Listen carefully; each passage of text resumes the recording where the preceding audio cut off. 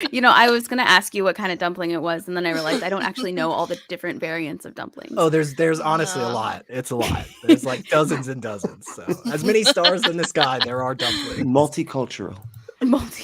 Well, everybody, thank you for joining us for Growing Up Fundie's Mega Stream. Almost forgot the name of my own podcast there for a second. I am your host, Sydney Davis Jr. And for this episode, we're actually celebrating a few different things. We are celebrating 100 episodes. We're over 100 episodes in. Really excited about it. 2, we hit 255,000 streams last week. So cumulative across all the boards. And then 3, I learned how to do an intro on StreamYard. So I'm about to hit you with it, whether you like it or not.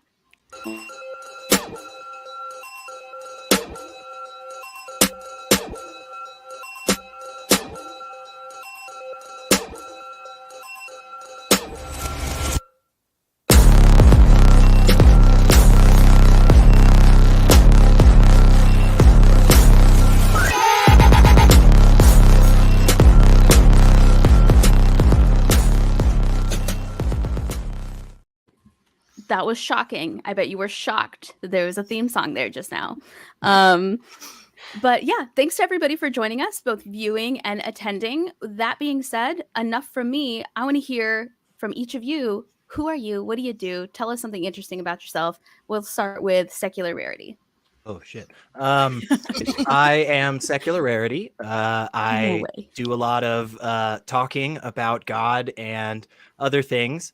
I hang out over at the Atheist Experience and Atheist Republic, and then a bunch of other places, actually. Brently and I earlier today did a great stream where we just broke down this Christian apologist blog that was surprisingly incorrect. And I don't mean like surprising as in, oh, wow, a Christian nationalist is wrong. I mean, like, it felt as if the person went out of their way to be wrong about every court case that they cited. It was really strange. So, yeah, it was like a baffling. troll almost. No, it was no. So halfway through, both of us were like, "Is this guy? Does he know what he's arguing for?" Because this court case like presents the exact opposite of what he thinks it does. So it's confusing. It was.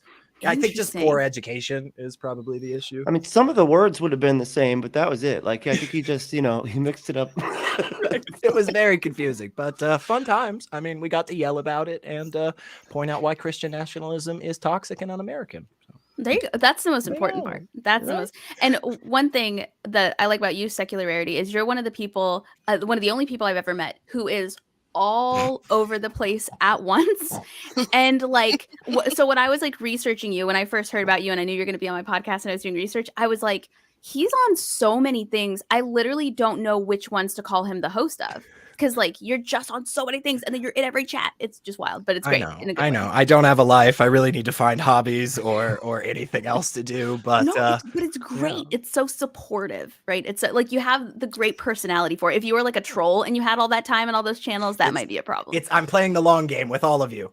You'll all be screwed in like 10 years from now. Just watch out. One day we'll drop in our chats just like really mean stuff, just like really mean personal attacks. It's like, whoa.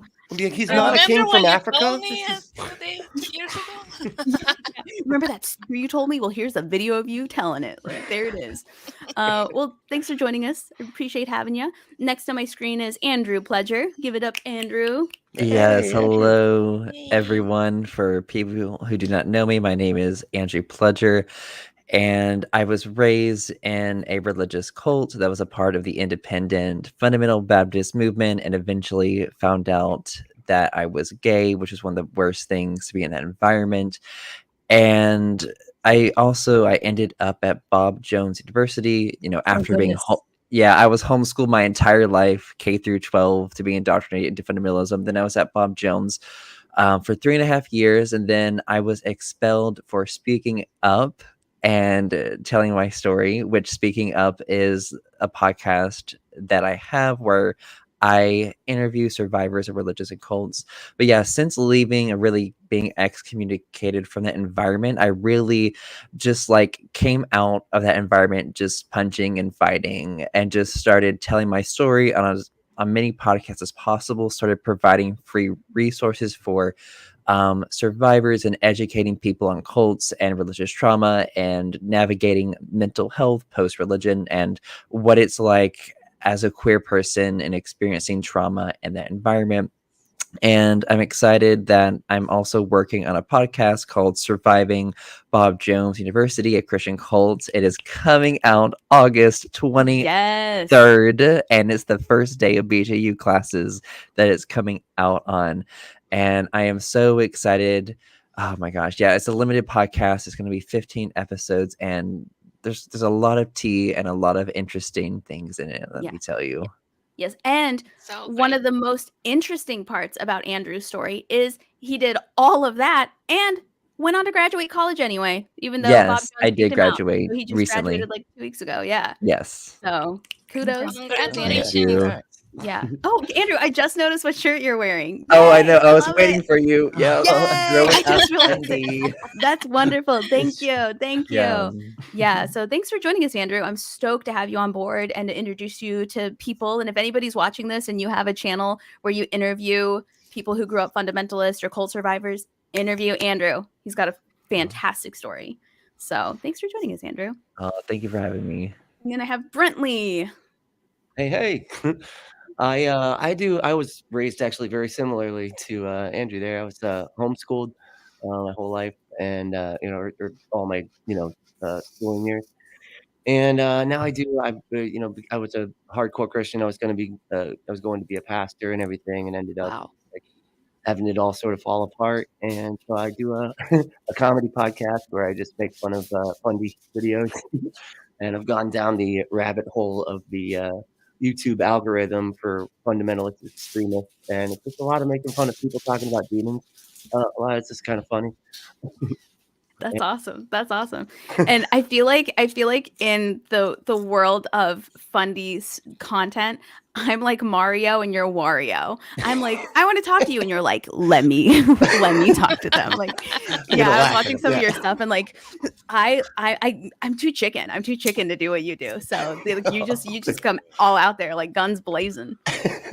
I think the ridicule is really helpful, because that was like one of the things that helped me snap out of it was that movie God Awful, or podcast God Awful Movies, and it's just where they make fun of Christian movies, and that was all I was allowed to watch, right? So, and we knew the movies were bad when we were watching them. We knew that, so they're making fun of like stuff that we agreed with, because they're like, oh yeah, and the movie's so terrible because of X, Y, and C, and we're like, yeah, but then it like got into like the problematic themes and like why it's so harmful, and it just like was like the comedy kind of think helped it kind of get through a little easier than it would have.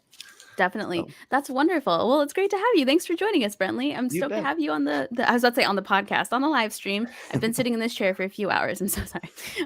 But yeah, it's great to meet you in person. You too. Virtually. And then Godless Granny. I am the villain of the group.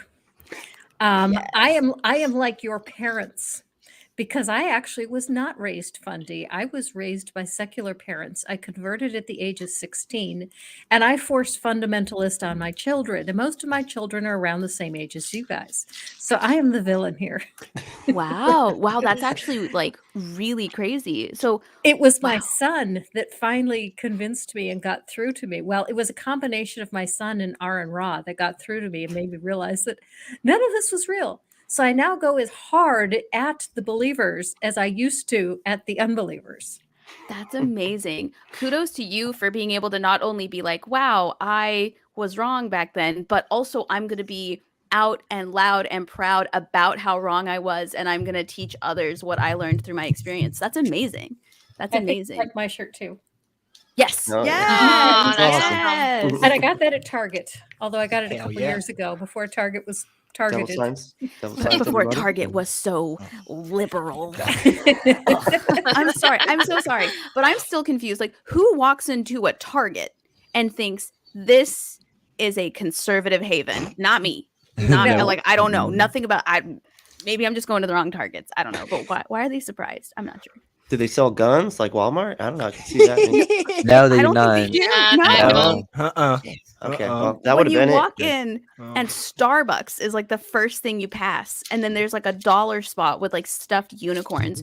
Do you feel do you like? I just don't get conservative vibes. Maybe I'm just talking to the wrong. Well, it's Starbucks. I mean, they have those atheist cups there. That's right. the war on Christmas. That's You're right. right. That's right. You're Jesus right. out. Yeah. Oh my goodness. Yeah. I don't know how they're like, the media needs to know is what I'm saying. And TikTok. Alma, tell us a little bit about yourself. Hey, well, I am in a podcast mostly in Spanish. Wow. The podcast is called The Atheist Experience. And what we do over there is also we try to debunk stuff from religious point of view. I was raised Jehovah's Witness, but then I got out mostly because it was nonsense. It took me a while to get out of it, but yeah, Right. it was. Once I got out, I started to see that it was crazy. Like, yep, yeah, it is very difficult to see when you are in. Right now, Yeah. we're reading actually the book of Revelations, and we're trying to get. I think I'm going to have to smoke something to read that thing. Gonna go straight to the shrooms because Yes. Yeah. And what's interesting to me is that fundamentalism is so often attributed to American culture. And so it's interesting to hear somebody outside of America be like, no, we got it here too. Like it's a theme that we have as well. It's getting worse in here too. Yeah. That's wild. That's wild. Well, thanks for joining us. That sounds like a really great podcast. Thank you for inviting me. Yeah, no problem. That sounds like such a good idea. And I think I wish I could speak more than one language because it's easy to get messages and thoughts and ideas out there, but it's not often that you're forced to think about like other people in other countries would probably also like to consume this material or need to have access to it. So kudos to you for, I was about to say doing the Lord's work, but quite the opposite. Actually, that was the reason why I joined this guy who was starting Theo. You know him, secular. Oh yeah. Oh yeah. I love Mateo. That's why I joined him, because most of the material and everything that is done here in English is not translated in Spanish. You know what is translated to Spanish? The crazy stuff. That is what is getting translated to Spanish, and that's why I have to no, we have to do something too. That's so interesting. That's fascinating. I definitely want to talk to you about that sometime in depth because that's just wild. I would love to talk to you about that. Oh, yeah, thank you. Well, thanks for joining us. I really appreciate it. Well, without further ado, we're going to start what I call yay or nay. And anybody who's ever watched this has seen me do this before, but yay or nay is where I give a statement, and the statement is usually related to religion or morality or something like that, very closely related to what we talk about on Growing Up Fundie. And then we say hands up for yay, hands up for nay, and then everybody gets to talk about why they yay or they nay to that statement. And hijinks ensue. So there's no promise that we will stay on topic the entire time, and I hope you're ready for that because that's what we're going to do. I need to come up with a theme song for yay or nay so that it comes out. It's like meow, meow, meow, meow, meow, yay or nay. Something like that. That's what I need to do next. That'll be next. That would be awesome. If you ask Art Against Ignorance, he'll help you with that. Really? He makes music for atheists. Yes. I'm going to write that. Art Against. Perfect. That's awesome. I may actually definitely do that. See here. All right. So the first question is, morality is possible, but more difficult without religion. Hands up for yay. Hands up for nay. Oh wait, yeah, I should put my hand up. Nay. Interesting. All right, so we all say nay. I spoke to somebody earlier that I asked a similar question, and they said yay to that, which I was surprised by. And they were talking about how religion is a good way to kind of remember the rules depending on what religion you follow. So while they weren't necessarily religious, they thought it was interesting to have kind of like a list spelled out for you. What are your thoughts? Let's start with secular. Yeah, I'll take the stance of the Stoics from long ago, because I think this is really valuable, which is just basically like the focus is just so wrong, that the issue isn't that the things, that things won't make you happy in life, right? Like being fulfilled isn't possible. That's not the issue. The issue is that you keep going at this stuff that is going to make you feel bad all the time. Yes. And that's what religion is to me. Again, because I take a very strict sense of it. I always use that. I always try to make clear that when I'm saying religion, I'm taking the definition of a system of codified practices and beliefs and traditions, plus a belief in the supernatural of some kind. And so that, to me, that just stops you from ever actually making any progress on morality. So it's like it's harder in the sense because to actually be moral, you have to get past all of that crap first, is kind of how I look at it. Yeah. And I feel like most people who ask that question, like, oh, what about morals? What about morals? They are still scoping morals to their religious expectation. Like, even when they're asking that question, in their mind, morals are just what they learned in church. And so I would be interested to hear how people define morals, or what you consider a moral. Andrew? Yeah, this is interesting because number one, like I think people can have morals without religion. And honestly, what really made me leave religion was a lot of, I think, immoral and wrong things that they were doing in that environment. And in my mind, my morality is when I make decisions, how is this going to affect someone else? Like, am I taking away someone's freedom? Am I physically harming people? And you have to get to a certain point too, where like for me, like telling my story publicly, I know that emotionally harmed my parents and other people, but I have to be true to myself. Oh well, like I have to you should be able to be your individual self, but as long as you're not like committing crimes or actually really harming someone.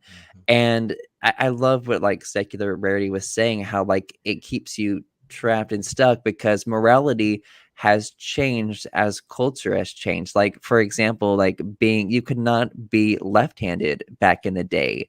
That was considered a wrong thing and it was literally be out of you. Like that's just mind-blowing to me. Right.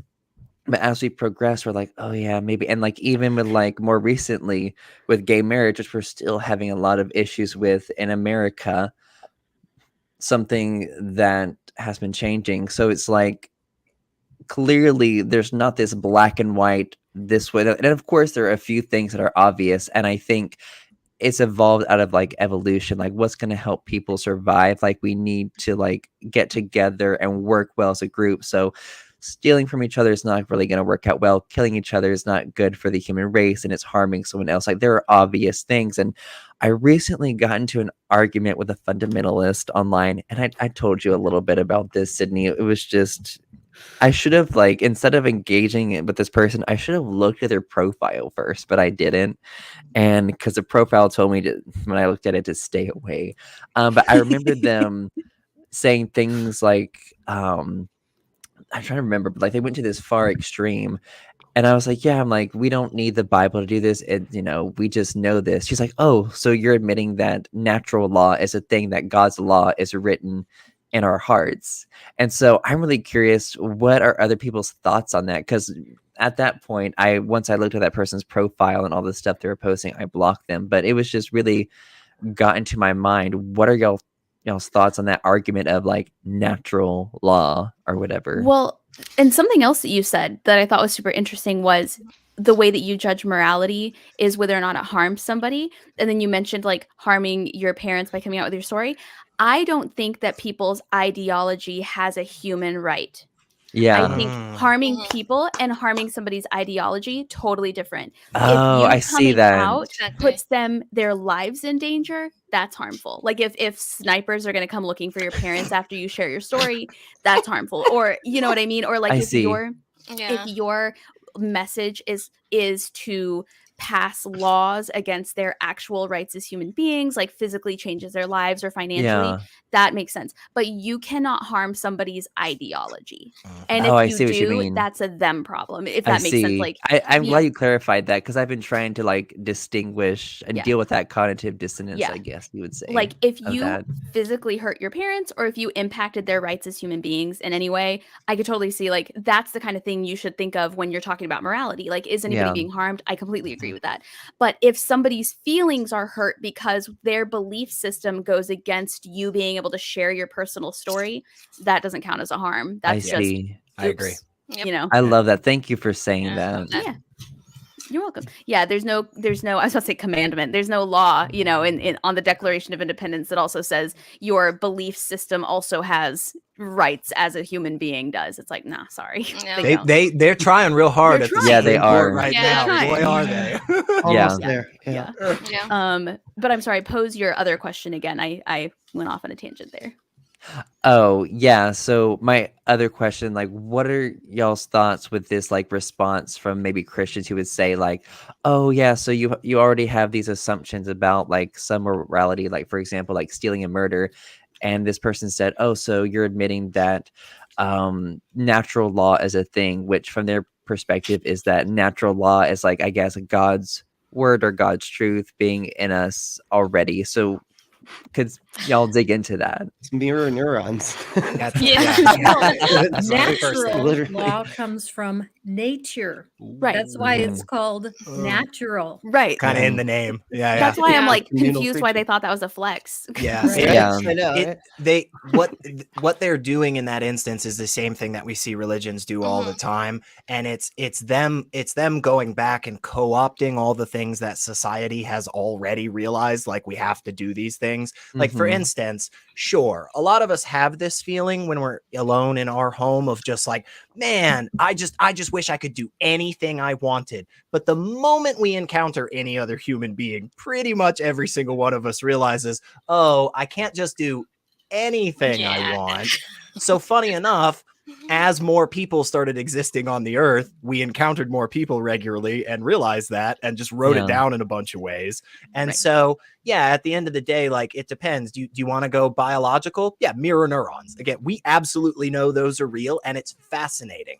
Like those things, the human body can be short-circuited in such a way that you can make somebody think a fake hand is their hand. Have you guys ever seen that? Mm. Oh Like- yeah, I have seen that. Oh, Yes. it's amazing. They trick your Oh. brain into thinking that a fake rubber hand is your hand by stimulate, like poking the fake hand in your hand at the same time. And it's this whole process. It's super worth watching. But the Mhm. reason that works for us is because like we have that ability to connect with other people and other things. And it's like all you have to do is short circuit that a little, you know? So yeah, that's my response. It's just like, no, you just co-opted all the good stuff about being a Yeah. person. Like, Well, and if they really want to talk about natural, the reason that we have natural instincts and natural morals, I think actually goes against everything that they're trying to argue. I talked a little bit about this earlier, so if anybody was on Skeptic Havens and they feel like they're hearing the same thing over and over again, I apologize. But like a lot of morality, a lot of what we know to be morality is behaviors that we developed over time as like since the time of the ancient people on how to better survive as a species, right? So like that's why in most cultures murdering people is wrong. I know that some have like, well, you can murder them if they did this or whatever, but a lot of the things they also tell you you should legally be allowed to murder people for are things that also go against the tribe, I suppose. Like they committed a heinous crime against another member of the tribe, therefore it's okay to kill them, right? So even back in the day, we recognized, oh, if I kill this person, there's less people to bring food to the village. There's less people to breed and make our village larger. There's less people to help defend us against other villages. Like we recognize that certain things are just very important in terms of survival. So that's where I think a lot of moral compass stuff comes from is, do we want to harm another human being? Probably not. One, because we just don't want to, some of us, and others because it would do more harm to the overall tribe than it would do good, if that makes sense. Mhm. So then for somebody to come out and say that's a sign of like intelligent Religion. design or something like that, I think it's actually harder to prove that because we have evidence of the evolution of man and how a lot of these morals, even though that's not what they were known to be at the time, they still followed a lot of the same rules. It's when you get to religions that you start to notice they make up their own morals that aren't actually morals, they're just rules. Like coveting thy neighbor's wife. That's just like a rule made up by a church. Is it a generally good idea? Probably. I don't want to live with drama. Again, does it impact the tribe negatively? Mine, it would, But like a lot of times religions then come in and say things like, oh, also don't pray to an idol.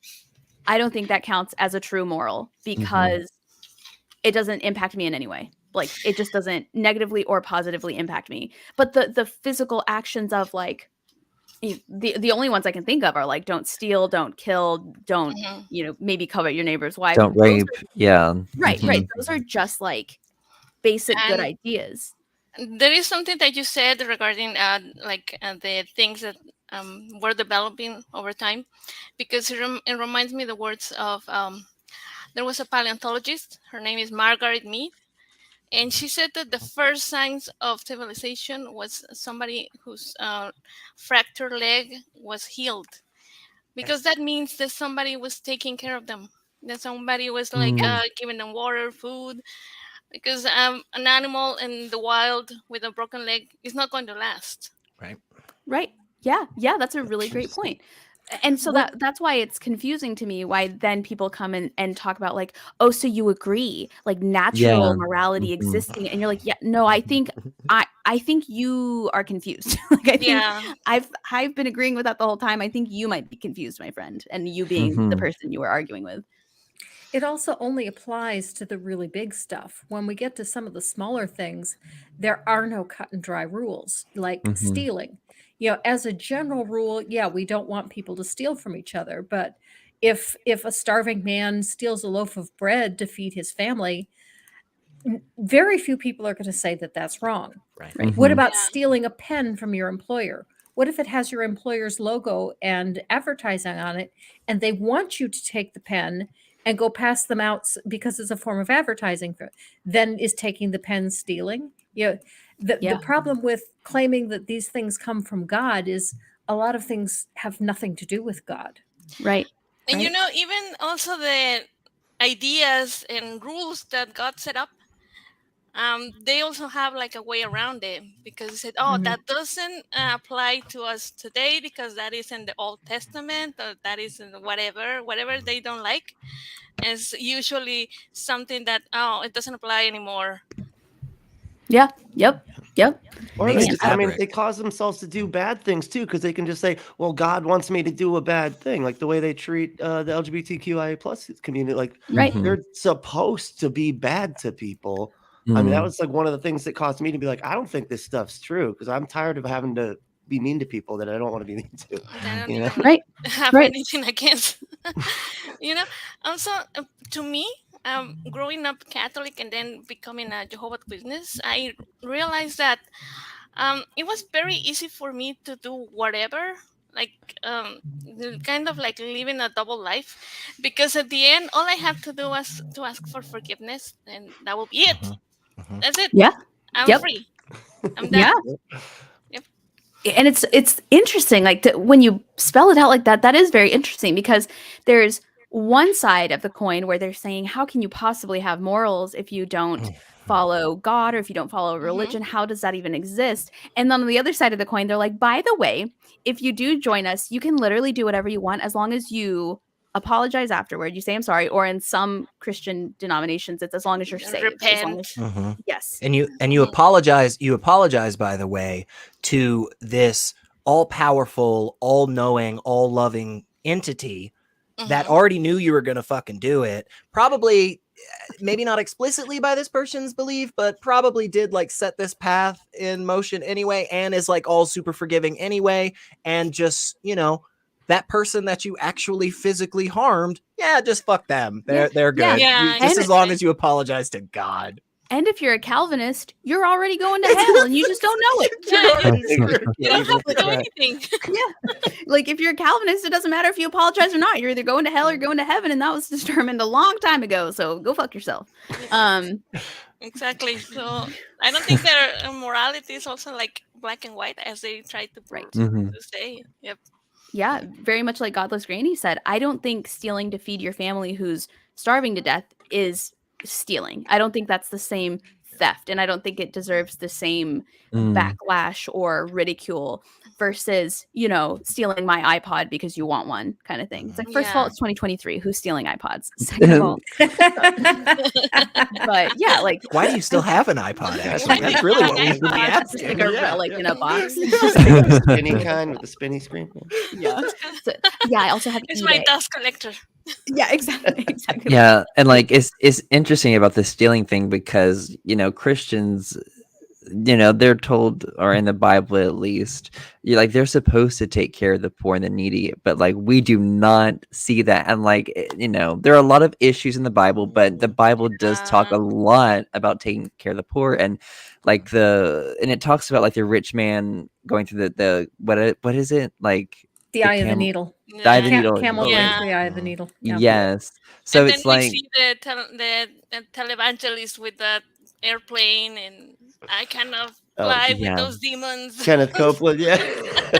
Oh, a tube full of What if demons. what if he gets a revelation from God while he's in the air? He can't possibly decipher that with all these other, you know, people around. I mean, he needs the private space. It sounds reasonable to me. He's honestly. closer to God up there, so yeah.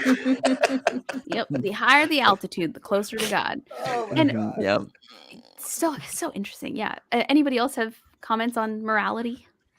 Real quick, once they like what kind of piggybacking on what secular Rarity was saying there. It's like a lot of what they consider to be moral is basically like I always call it like the deficit, when it's because it's basically like a nicotine addiction. Like you create a deficit so that you Yep. can then fulfill it, so right? you can Yes. be So good it's with them. Yes, that's such a good way to put it. It's like it's like an addiction. Like, I mean, it does. They call it the opiate of the masses. I would say that's wrong because opiates like mostly physical. It's the nicotine of the masses because you're just making it up in your head, but you're creating that I need a thing because they're telling you you need a thing, and then you got to go fulfill it. And it's like because of the shame they heap on you, you got to then go back to get rid of it. Yes. It's just like a whole cycle. Yeah. You know what? It reminds me of something that it happened to me and one of my friends when I was living in the U.S.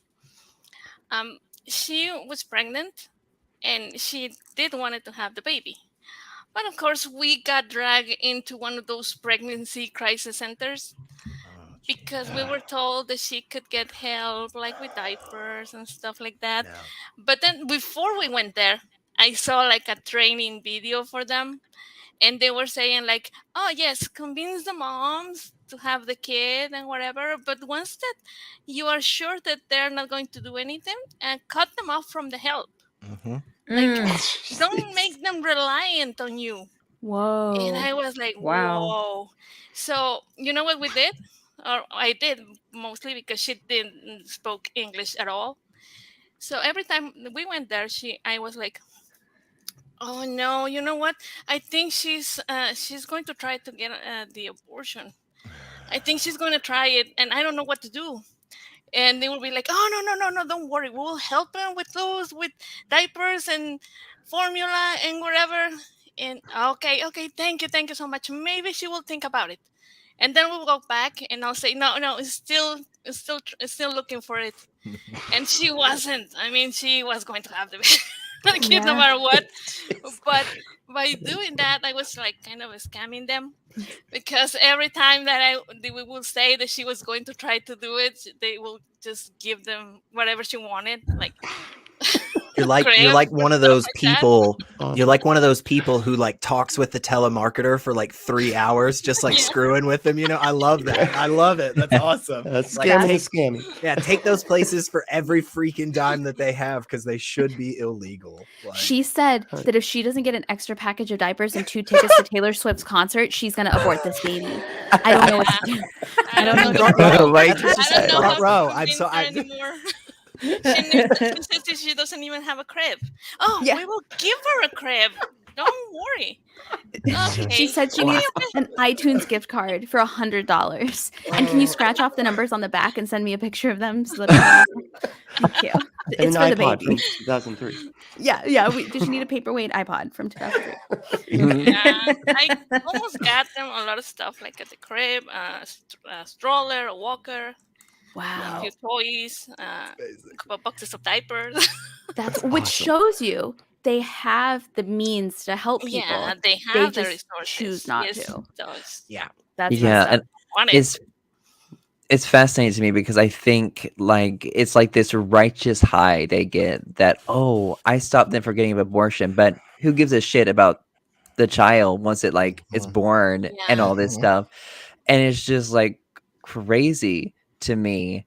And just, you know, and I remember one time like growing up, I was a part of a 4-H club that was heavily Christian, and thankfully we didn't end up doing it. They were planning a community service project where we were going to go outside of an abortion clinic and like protest, and like they were so excited for it and all this stuff. And then I'm, you know, looking back, I'm like, we could have like done other things like to actually help people instead of just possibly harassing people outside an abortion clinic. Yeah. And oh my God. And it's like, to me, looking back on that, and I've read a book on it's called When Religion is an Addiction by Robert M. Miner. I've been covering a lot on my social media, but it's just fascinating, like the psychology of these people when, number one, they surround themselves with people who think exactly like them and they reinforce each other's beliefs. And like I think in social psychology is called like group polarization. So when you're around only people who think like you and reinforce each other's beliefs, they become more extreme. So that's how radicalization happens, honestly. And that is exactly what Jehovah's Witnesses do. Like they will tell you that you don't talk to anybody outside of the religion. I never listened to them on that, but I'm glad that that I didn't, because at that time there was no other kids my age. Like I will have to be like by myself all the time if I had done that. But they will tell you that it doesn't matter that if they're like good people or what you consider good people. It doesn't matter. If they are not into the group, into the congregation, they are part of the devil's plan to get you out. Yep. And that's that polarization that you were just talking about, Andrew. Not only does it happen in the social context, right? So it's just people hanging out and you're like, oh, those are the bad ones, these are the good ones. But they also do that with morality. They pull out this tiny little segment and say, this is what morality is. And if you don't adhere to this, then you're just a terrible person. And the only way that you can actually truly adhere to their morality is loving their freaking God just as much as they do. That's what so much of it boils down to. And it's like, you have so much more to actually do in life with morality than just love this God and worship it. Like, yes, there are more questions about what's good and bad when you step out of a religious system, but you actually make progress on them, where you don't when it's just like, well, I don't know, man, Allah said this, so I guess not that thing. Another area where, you know, they have the ability to help but don't and make an excuse for their God over it is the issue of world hunger. You know, you bring up world hunger and say, you know, if there really was a God, would he be allowing 25,000 people to be starving to death every day? And they'll say, well, you know, actually God provided everything we need. It's just that humans are so selfish and so greedy that we don't share. And if all of us would just share with each other, there'd be plenty for everyone. And but so you mean like social social health care? Oh, yeah. You mean like socialism? Is that what you mean? You're sounding like one of those liberals. I mean, you might want to watch out, y'all. Seriously, we could get kicked off. Woke people. I bring this up all the time to the prosperity gospel people, that if you actually believed what you preach, you should give away everything you own and pray for more. Right. Because God will provide, won't he? That's right. That's right. But also, what we're talking about is people who are pro-birth, not pro-life. Do you see what I'm saying? Exactly. Like, exactly.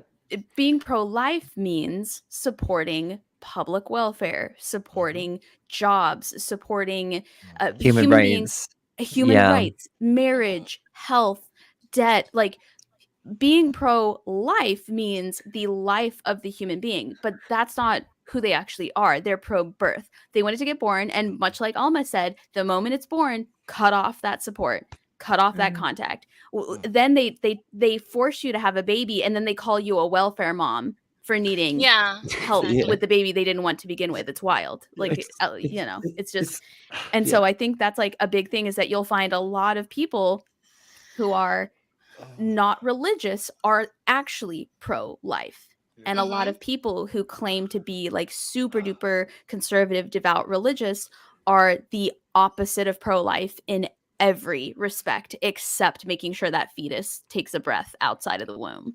It's just wild. Exactly. I'm laughing, but it really is just because of how freaking absurd it is. Truly. It really is just ridiculous hearing people just stand up time and time and make It's this just that argument. I think what it is, I think that kind of activism is like the lowest effort that you have to make. Because what happened with the fetus while it's still inside of the womb? It's still somebody else's problem. You just have to talk about it nonstop. And once that is outside, it's also somebody else's problem. It's not going to be your problem ever. Yep. So it's just a lazy form of being like, Yes. oh, I'm so good. I'm so. Oh yeah. It's I'm judgy. nice. Yeah, it's a. I don't know if y'all have seen this. I can't remember who the person's name is, but there is this guy who will troll abortion protests outside clinics, and he'll pretend to be one of them, and like he'll do different things. There are sometimes he'll have like a thing. It's like, oh, do you want to sign up this form to adopt a child? Like, do you want to adopt a child? And they're all just like, they're like, go away, like leave us alone. And then they're like, they continue their shit. I saw that video of him where he was like, I want you to sign this for free lunches for children. Yes, he did And that. everybody I was like, remember that. no. Damn. Yeah, I don't believe in that. That's a handout. Damn, you gotta be a real asshole to not sign for free lunches for kids. Right. Come on, guys. Yeah. Like, that's an And easy one. Also, just the general idea of school lunch debt, like as a whole, just as a thought, what are you talking about? Like 7 years old and you're already in debt. Like, 7 years old and you're already for shitty food too. Like we're not. This isn't like a fucking 3-star Michelin restaurant. This is like some cheap ass public school, you know, square pizza, like barely give you bologna that looks like plastic. Crazy. Yeah, like just that idea. I didn't even think about that until maybe like 3 years ago. And ever since then, I just can't stop thinking about it. I'm like, why is that so normal? Why is that such a normal thing? And I think that's a lot of what we run into, at least in this country. Alma, I'm not sure about what it's like there with yours, but in this country, we run into. Or are you? And you're not living in America at the moment, right? No. But where we are right now, actually, recently there was a document from the U.S. Embassy where they were mad at the Mexican president because he was spending a lot of money on social things. And they were like, why is this guy doing this? He should be like just advancing the interests of the U.S. instead of spending money on his own people. You making us look bad, bro. You're making us look bad. Y'all are supposed to have all these cartels and stuff. Y'all aren't supposed to be a functioning country. What are you doing giving healthcare and education to your people? We got hospitals closing in Tennessee. Come on, chill out. Yeah, no. See, that's supposed to be a third world country. That's not supposed to be better than us. That's wild. That's wild. I love how like every country out of the United States that isn't like Canada or one of the European countries is like a third world country to us. It's like no. That's just not right. But yeah, it's just wild to me. Though, like, and that's just normal here. And I think a lot of what we're running into here is the status quo has been the same for so long that people don't want to change it, not because they've actually thought about the harms and the ridiculousness of the situation, but because it's just different and change is different. And people would rather not change anything and stay comfortable than have to do research on how harmful things have been the way they did it, you know, like every generation wants to think they did everything perfect and those are the good old days. But when you actually confront them with what is wrong, they take it personal instead of being like, let me help you and we'll change Mhm. this. They're like, Yeah. no, we did things so perfect. In Oh, fact, I'm gonna yeah. double down and make sure you have to live worse than we did. And like, yeah, it's interesting Yeah. because I think I've noticed, like, especially like in America, there's just like a very toxic, extreme, like individualistic mindset, and I feel like COVID-19 really showed that. And it's like this attitude of like, if it doesn't affect me personally, then I don't care. Yeah, I saw a Exactly. tweet from somebody yesterday who said, and maybe this has been going around for a while, but I saw it for the first time yesterday, who said, if you're the type of person who doesn't want anyone to have an easier life because you had a hard life and you turned out fine, I've got news for you. You didn't turn out fine. Yeah. Right, Exactly. Good. And I was like, right, yeah. right. If you're Yeah. if you're a grown adult still advocating for beating children to get Ooh. them to agree with you, I want you to be aware you're advocating for beating children. Like, just Yeah. is that not enough to get you Right. to come on? Just advocating for children's lunch debt makes you a monster. Like, you don't even have to beat your kid. Just advocating for things to not fix themselves at all. Just like for, I don't know, it's weird. It's just so strange. But I'm loving this conversation though. This is Yeah, fantastic. I've seen groups where like, oh, we used to drink from the hose. Yeah, but it was lead poisoned, so I don't know what you're. I'm I'm totally It was awesome. I'm fine. I'm okay. Yeah. They're like, I lived this way and I turned out fine. I'm like, you literally have openly rampant PTSD. I don't know. Yeah. I don't know if Okay. you know that. Yeah, like I recently found out that seat belts were not always a thing in cars. Nope. Like, that just Oh, yeah. blew my Yeah. mind. I was like, did no one think about that?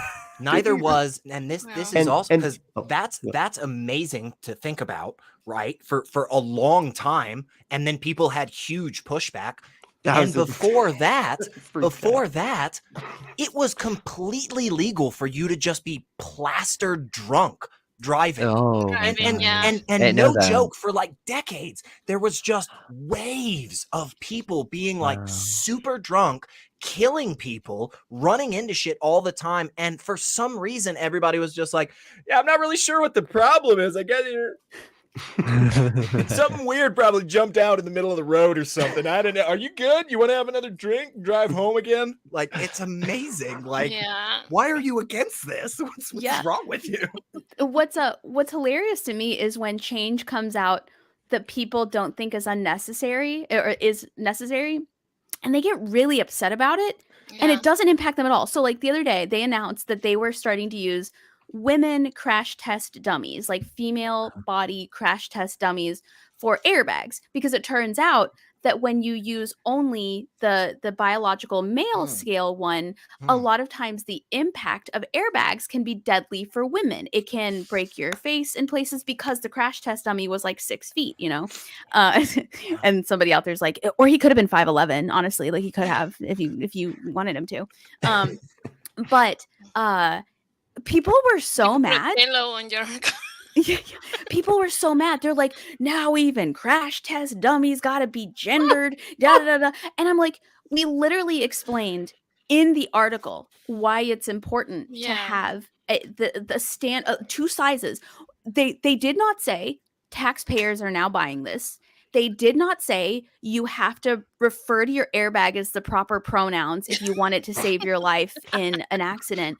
They didn't say You should, though. You should do that. we should though. It'd be kind, honestly. It would be really I remember nice. seeing also parents upset that the playgrounds now have rubber Oh my God. on it Oh, instead of mold really? or stones. They're like, yes. why do you want your kids to? Yeah, let's do the silver hot slide like the Yes. 50s, y'all. Like, oh my Oh, god. you know what prefer- was really bad? You guys are too young to remember, but the car seats that we had back in the early 80s when my kids were young, the buckles were all metal.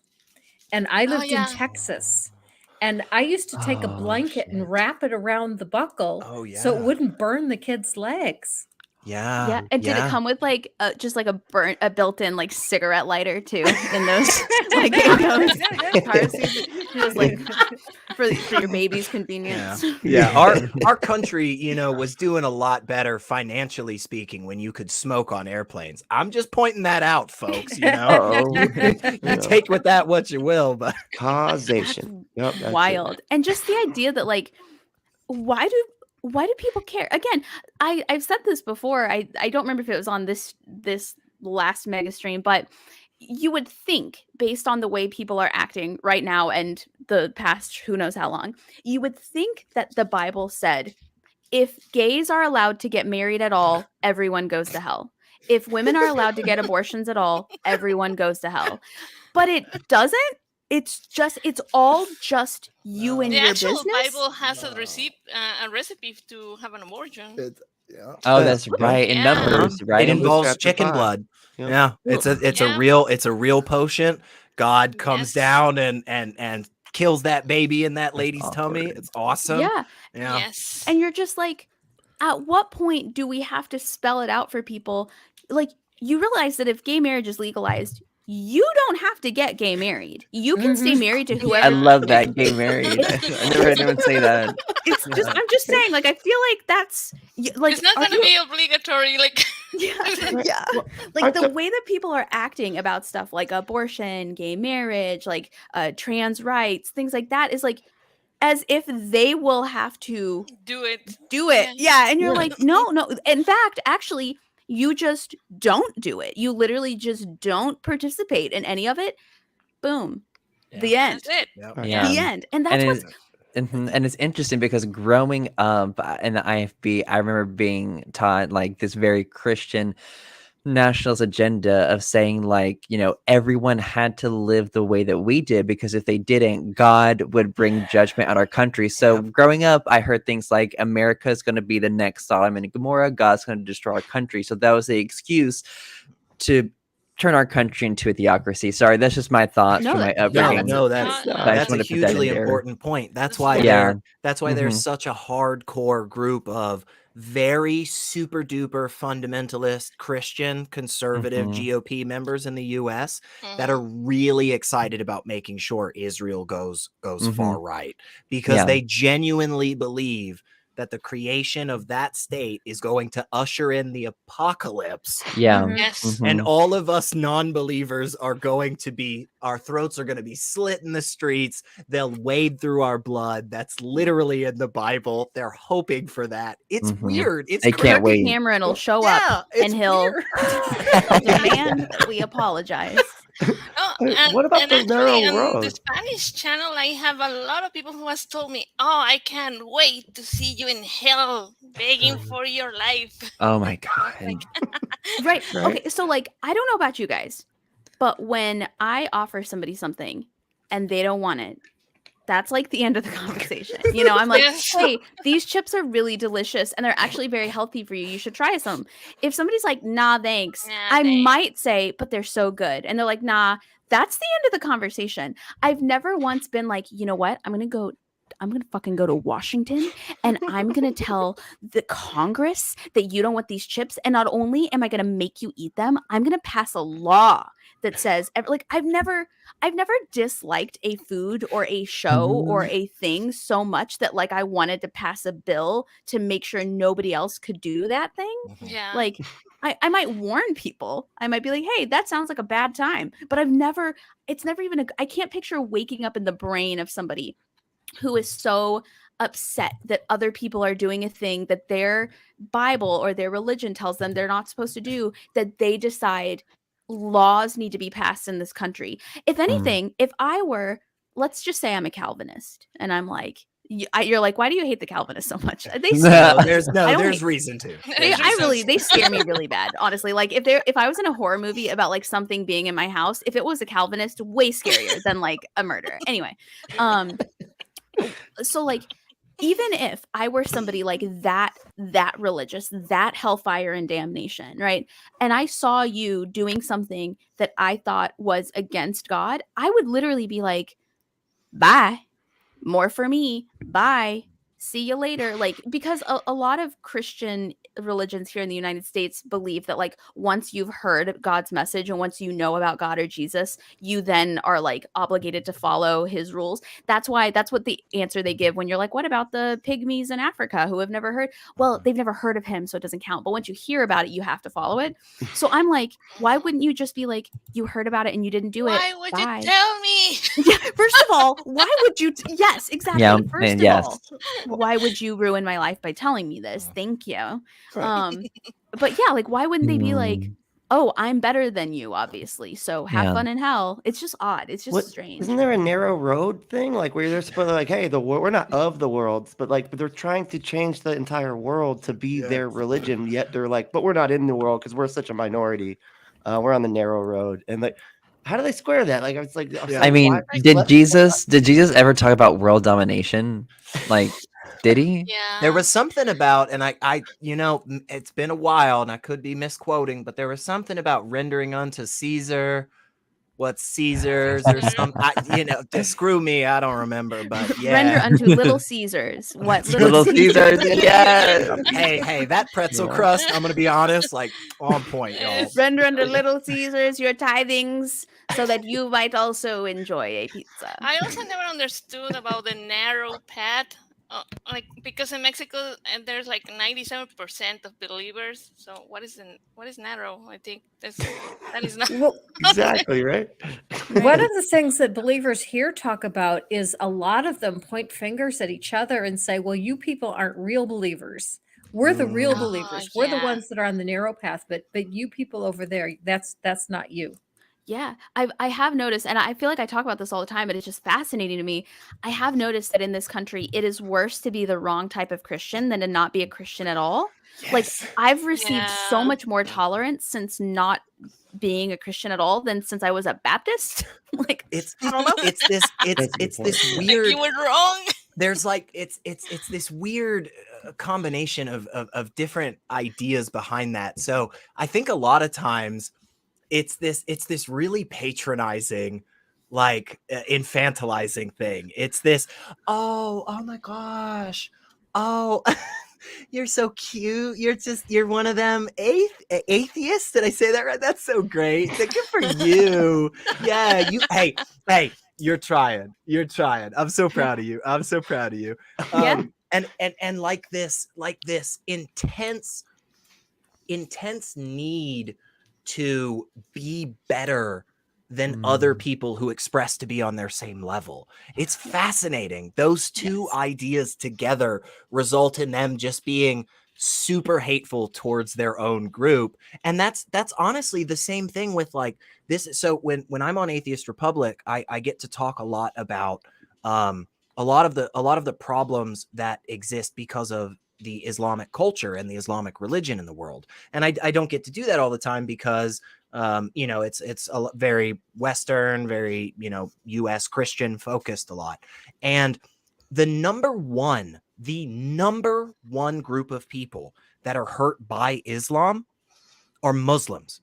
Period. End of sentence. More Muslims will die because of another Islamic sect that hates them for nonsensical reasons.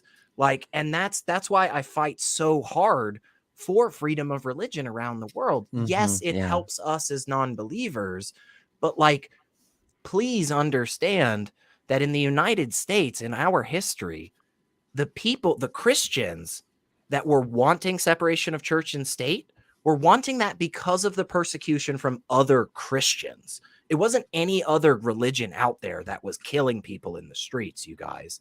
So again, the number one people that are hurt by Christianity are Christians.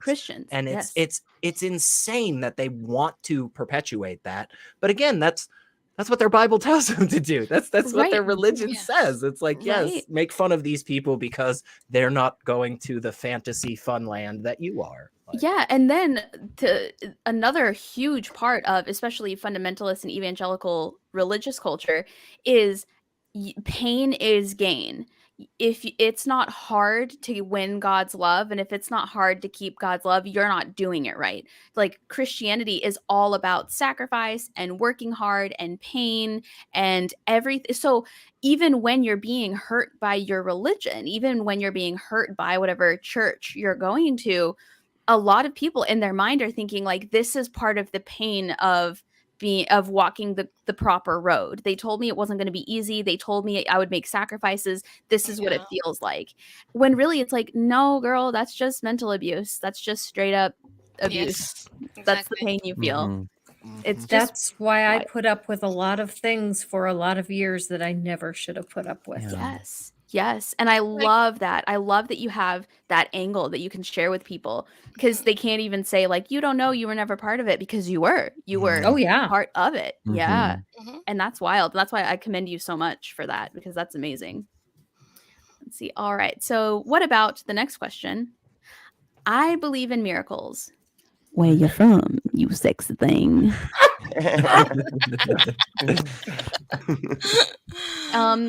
So do you believe in miracles? And it doesn't have to be like in the religious sense. If you believe there's a different type of miracle, I'd love to hear about it. But yay for you believe in miracles.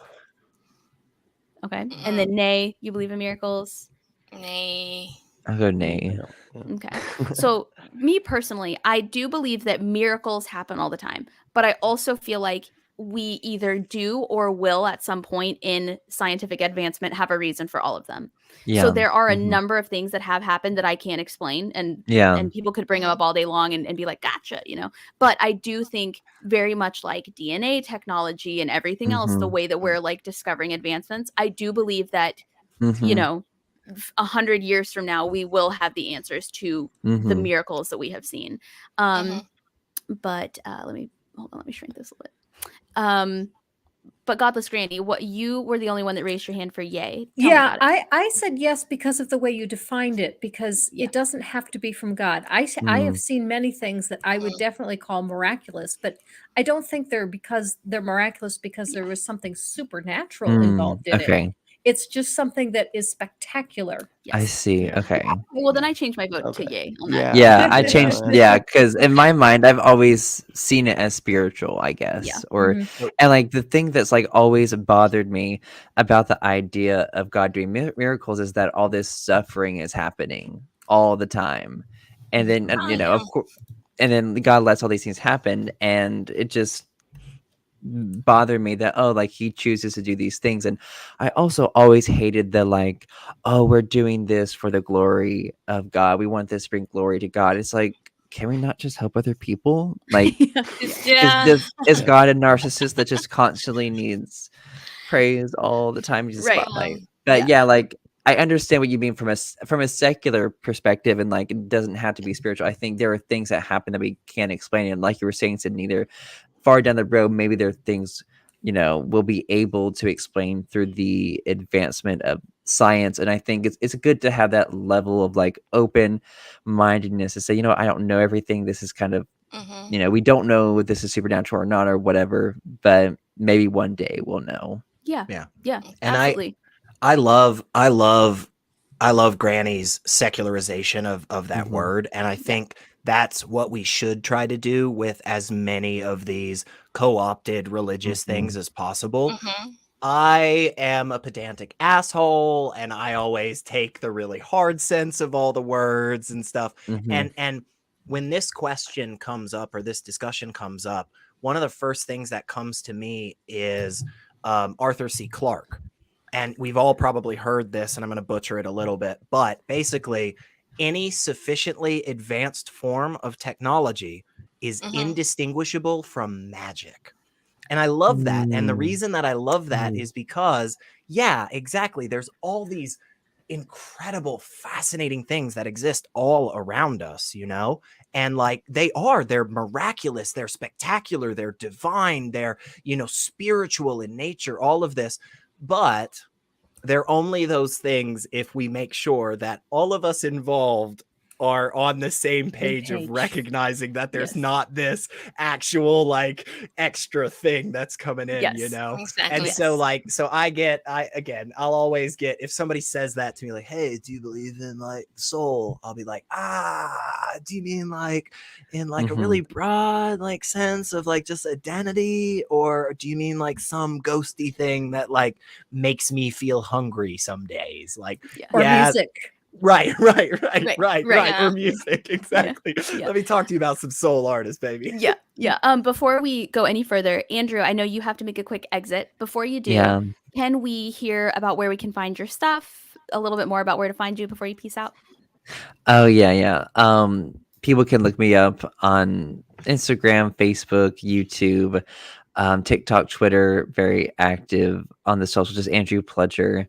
And of course, my podcast, Speaking Up with Andrew Pledger, and the Surviving Bob Jones University of Christian Cult. The trailer and intro episode's out, and it's premiering August 23rd. So if people could subscribe now, that'd be great to stay updated. And please, like, leaving reviews to combat the haters would be amazing. And can you please tell us why it's launching on August 23rd? Oh yes, that's the first day of BJU classes, and it's amazing because the data was recently released. Like, this is the lowest enrollment for freshmen in Bob Jones history.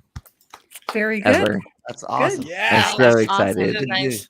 That's amazing. So amazing. like, I think their freshman class enrolled is like 500 and something people, and a few years ago it was, or several years ago it was 1,000. So like, it's cut in half.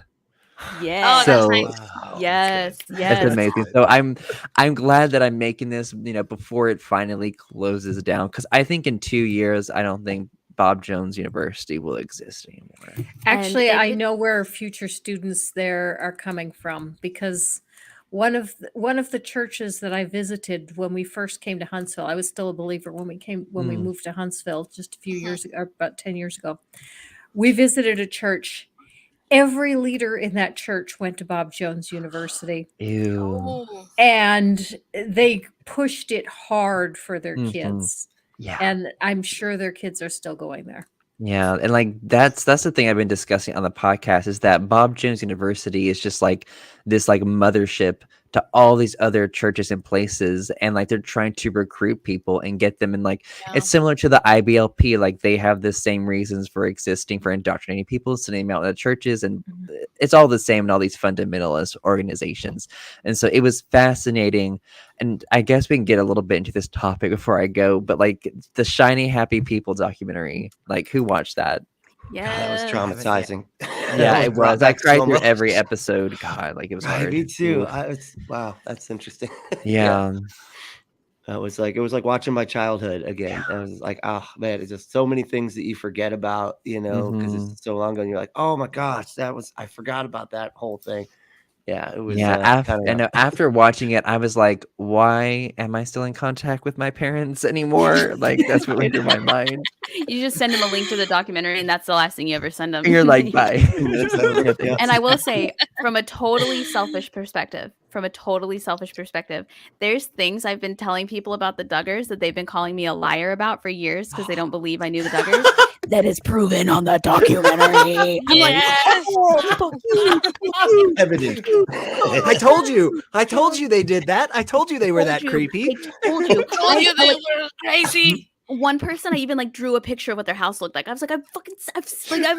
Like, I know this is what it looks like. Nobody believed me, and I got banned from a whole subreddit because they said that You were I just knew. trolling. Well, they said that everything I was saying was verifiable online. And so therefore I was lying. And I was like, wait, I'm telling so much of the truth that it can all be verified. And you're removing me from this subreddit because I'm a lie. I don't understand. So the whole time I was watching that documentary, I was like, I hope these mods are watching this. Yeah. You got to say stuff you can't prove. Yeah. I'm not sure. Yeah. But yeah, it's been awesome being here, y'all. Yeah, thanks for coming. I gotta go. Congrats, Sydney, to over 100 episodes and like over 250,000 streams. Like, holy fuck! Wow. Thank you. Yeah, I can't wait for your new series to come out, and I will plug it. Thank you. I will even host a stream in your honor if you want. Thank you. I would love that. Yeah, where we can we Yeah. can do like a watch Dig party into or it. like a lesson Yeah. party. Yeah. Oof. Yeah. It's gonna be juicy. There's gonna be so many things, y'all. Like, I'm I'm so ready for the excited. tea. I'm Like, so ready. one little tidbit I'm gonna leave out there that no one knows about. I didn't know that there is a private jet that Bob Jones uses and rents out to people. But anyways, I didn't know that. I didn't know they were rich enough to do that. Like, and Mm. anyways, that's a whole other thing But we're gonna that's dig none of my into. business. Yeah. So, Anyways, yeah, that's I'll great. see y'all. I'll see you later, Andrew. Bye. Bye. Bye. Yeah, he's truly fantastic. I've talked to him for hours, and he's wonderful. Yeah. So I loved the definition we came up for miracles. I think that's that makes perfect sense. And I changed my vote to yay because of that, because you're right. Miracles and miraculous things can happen on a regular basis. I do think they all come from a very specific reason, a very, even if it's a once in a lifetime thing to happen, I still think there is a physical earth side way to explain it, even if we can't now. But yeah, no, I completely agree with that. I completely agree. And then the concept of no afterlife is worse than the Christian heaven. Worse. So the reason How? That's interesting. well, see, I thought this was interesting because I've heard some people who are openly atheists talk about how they're atheists, but they still are bummed that there's no beautiful afterlife. But I've also heard other people say what the Bible describes as heaven sounds like a nightmare to me, so I want nothing to do with it. So what are your thoughts? Yay for nothing at all being worse than whatever Christianity or the Bible says the afterlife is like? I say Or nay. nay. Yeah, nay. Nay. Yeah, Nay. definitely. Yeah.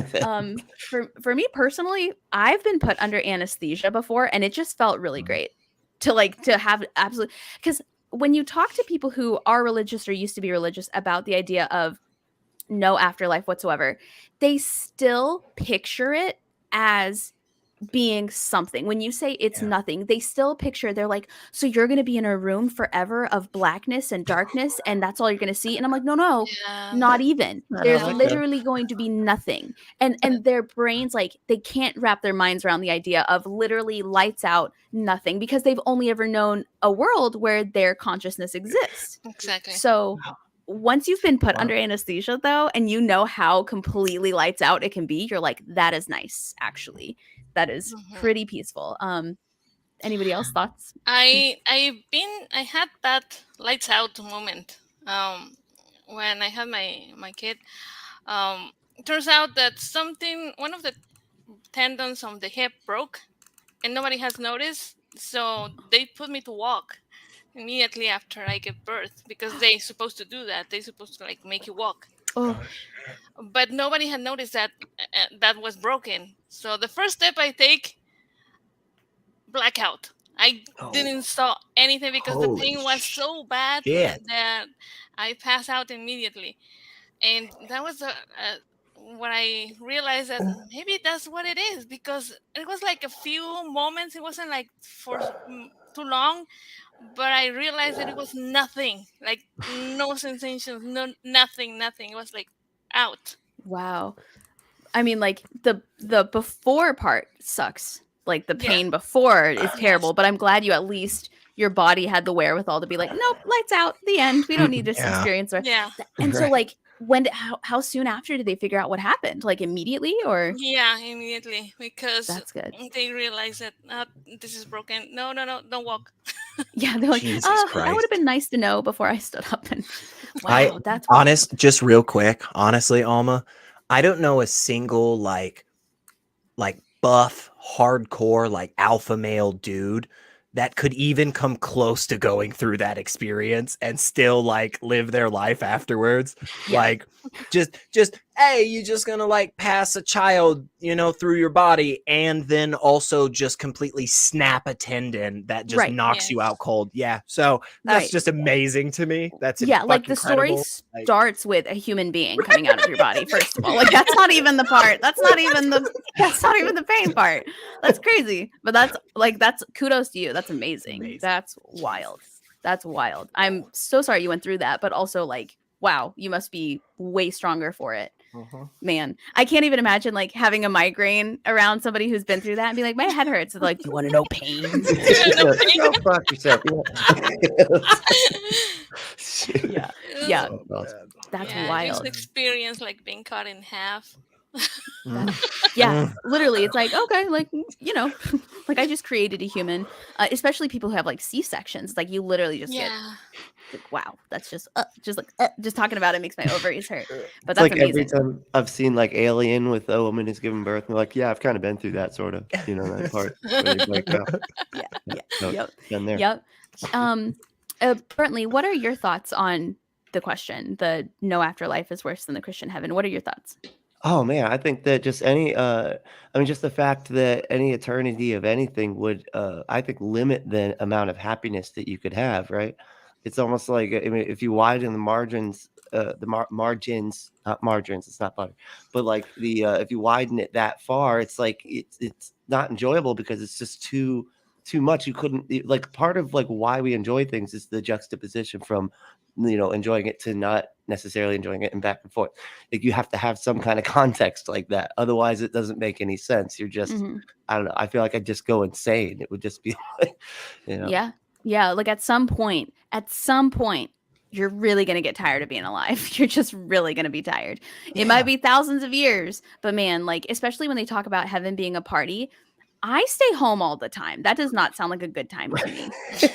Like being at a party that I don't want to be at. tired of being alive. A party full of Christians.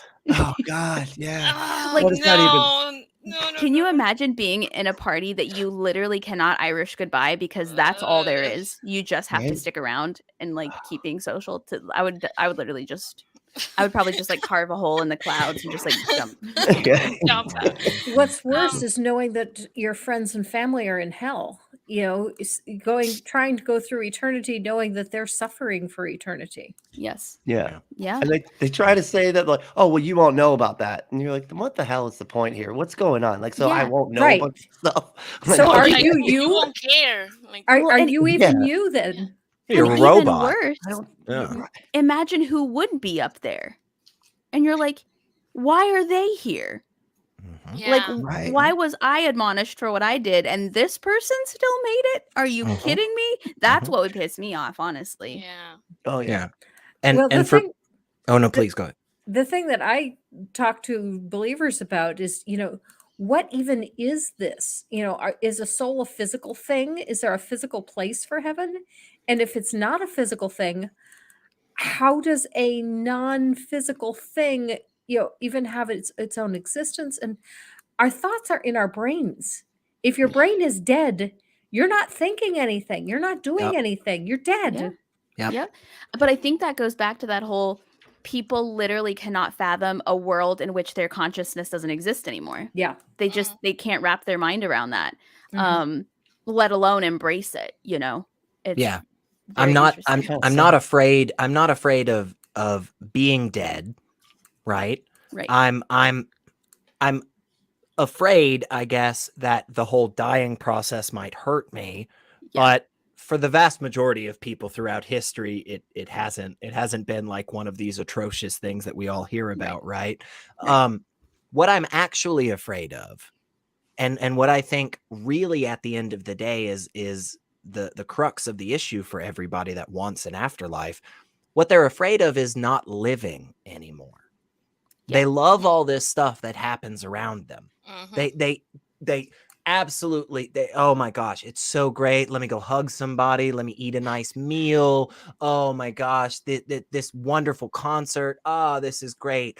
I won't be able to do that anymore. So let me imagine these fanciful events that we can go to in the future and all these wonderful things that we can do.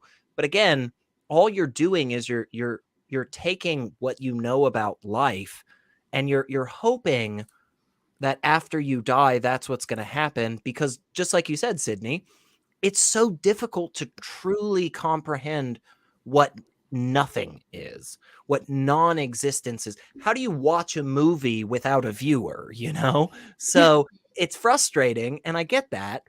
But at the same time, like, me being dead isn't what's a bummer, it's that I don't get to go around and do more of this party thing that we're all doing, you know? Right. Yeah.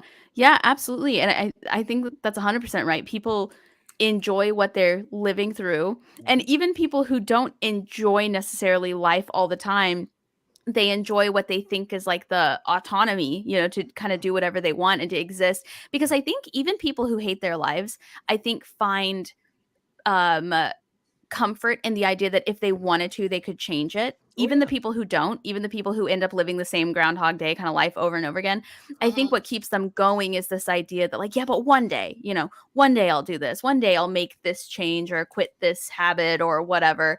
And when you're like, no, after a certain point, you won't.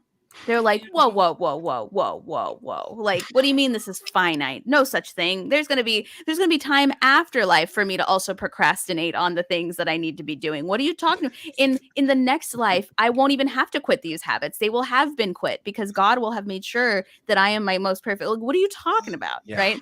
I swear I'll finally learn Spanish like 3 years after I'm dead, you guys. I Yes. promise. Yes. Like my soul will be way more productive than I will. In heaven, I won't even need to smoke weed, is what I'm saying. I was gonna say it'd be so terrible if there was a smoking section. I will in need to heaven. smoke weed if love I smoking go. section. What's You go worse to is heaven, there's a that- smoking section. That's terrible. What's worse is that the belief system, the religious people, which have you devalue this life in favor Yeah. of the next one, and they encourage you, don't worry about this one, don't live this life for yourself. That's why my slogan is Godless Granny is live your life. Yeah. This is the only one you're going to get it. Live this Yeah. one.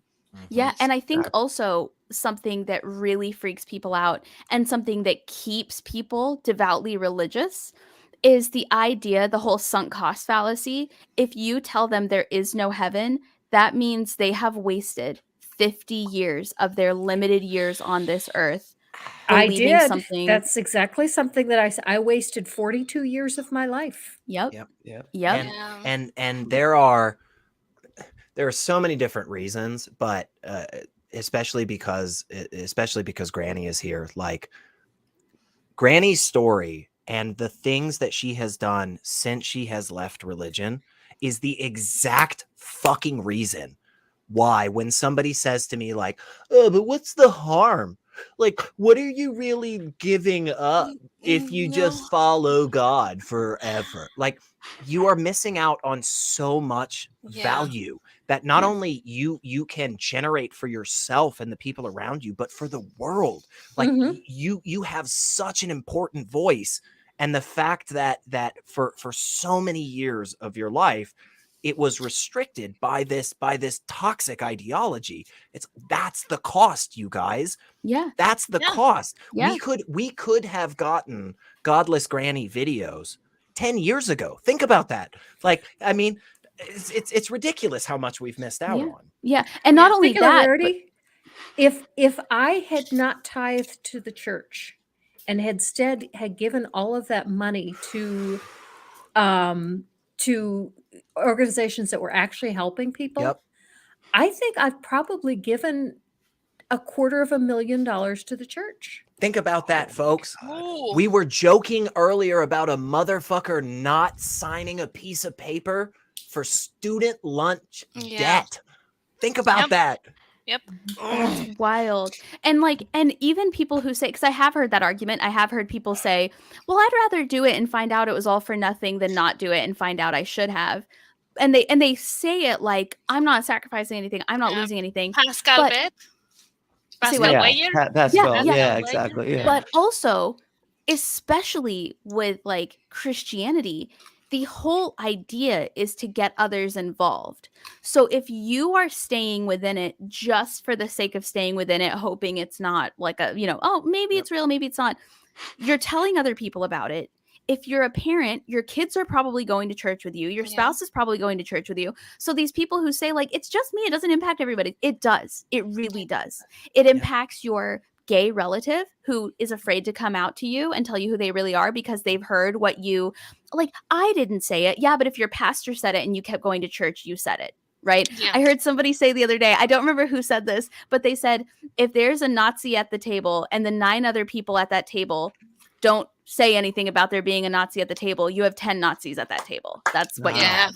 Oh, Right, I like that. That's a good so one. it like Yeah, you yeah. might be faking Christianity for the sake of maybe at the end none of it's real, maybe it is, but like you're not faking it to everyone around you who Yes. is changing how they act and changing even small areas in their life in order to meet what they know your expectations are and your faith's expectations are.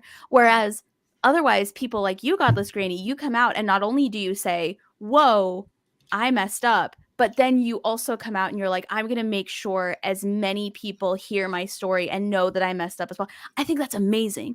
It almost makes me grateful that you were involved in it for a while, because your voice and your opinion is so much more powerful that way, right? Like I'm sad for you that you spent 42 years living like that, but at least you didn't spend 43.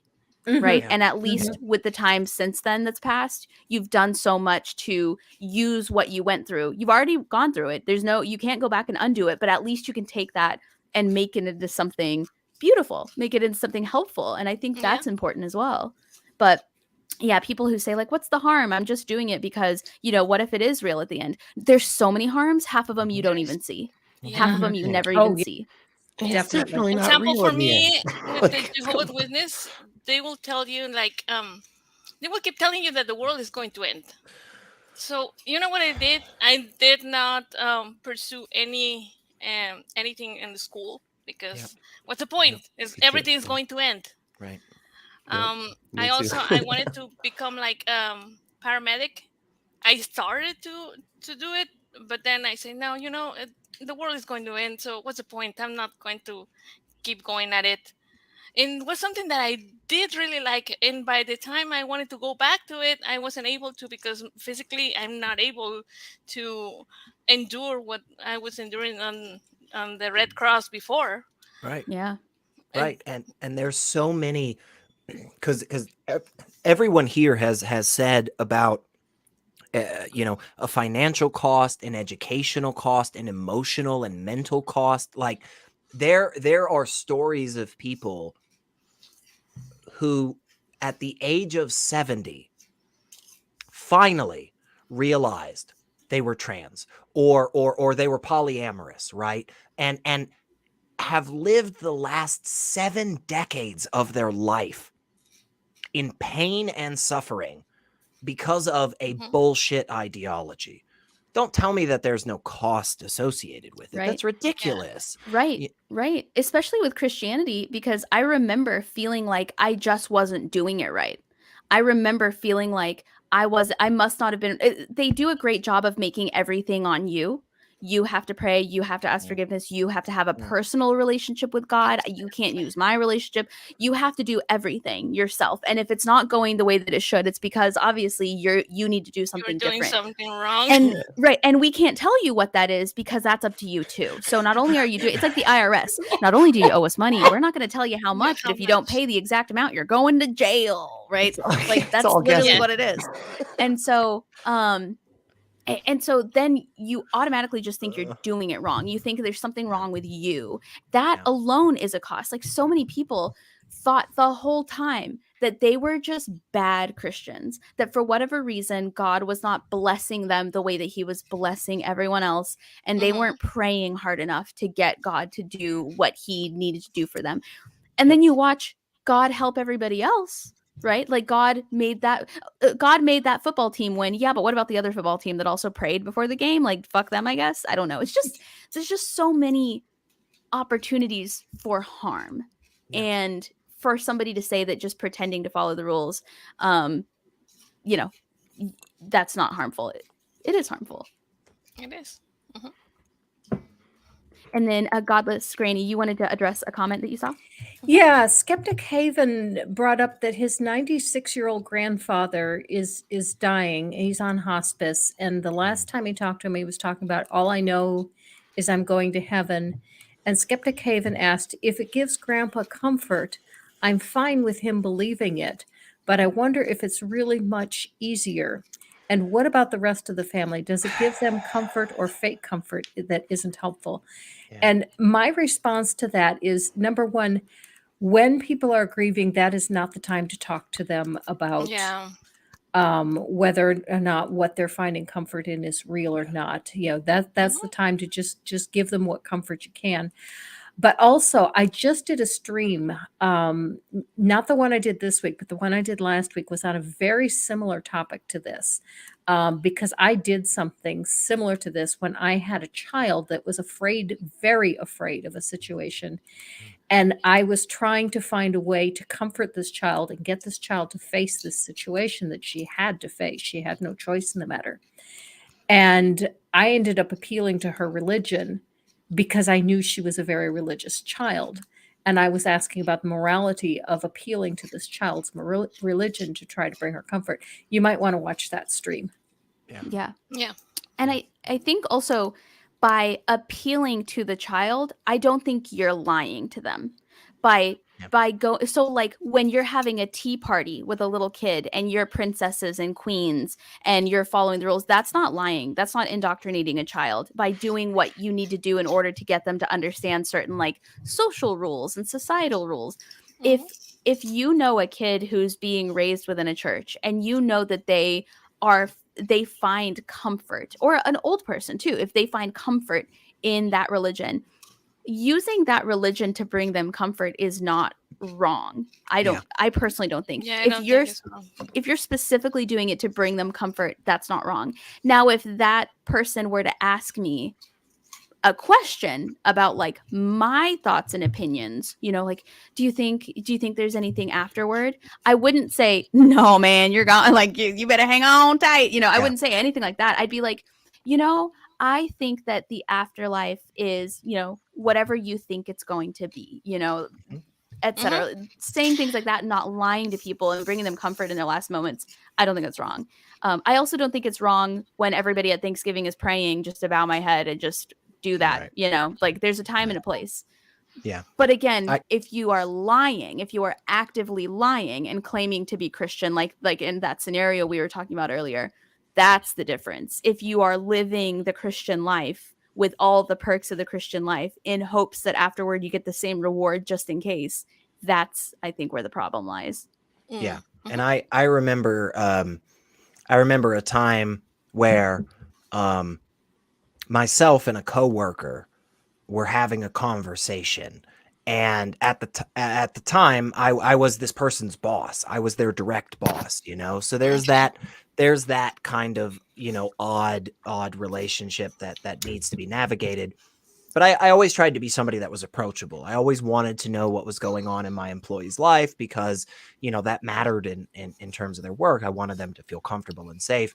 And this particular employee was someone who had gone through AA and had found great benefit in it.